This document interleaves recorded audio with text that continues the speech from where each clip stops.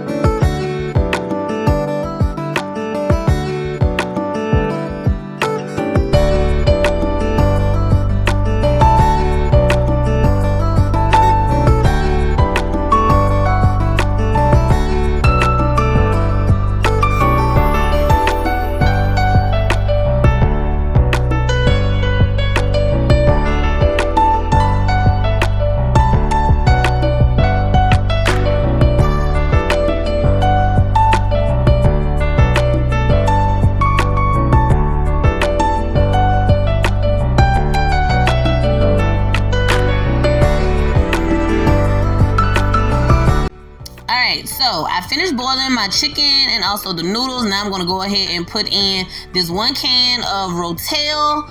I also had to have my queso. I have some leftover queso dip. You can put that on in there if you want to.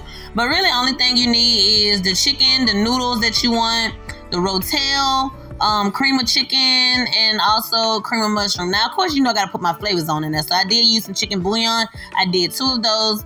Y'all need to make sure y'all try the garlic black pepper seasoning. Oh my God, it's so good. I used that, and also with some onion powder. And y'all, I used the juice from the Rotel to kind of sort of mix in the cream of chicken and the cream of mushroom. And then I also put a little bit of water into that queso after I finished using just a little residue on the sides of the jar. Like, there it is where a lot of your flavor is actually in. So I went on ahead, make sure all of the flavor and the soup is all in there together.